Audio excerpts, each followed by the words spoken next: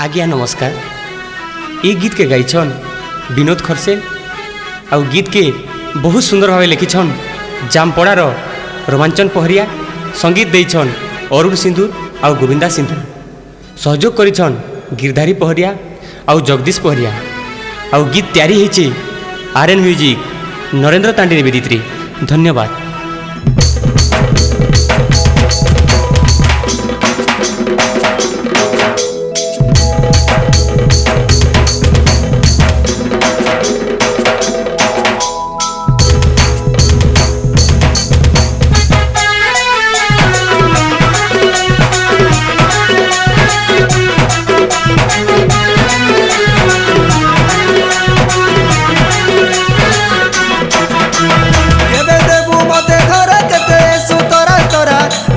तोर चेहरा मुई तोर कोला भमरा केबे देबू मते गोरा केते सुतरा तोरा नहीं देखा तोर चेहरा मुई तोर कोला भमरा मलमलियन केते सु चमकी चमकी देखुतिसु मलमलियन केते सु चमकी चमकी देखुतिसु केते करूछु फैशन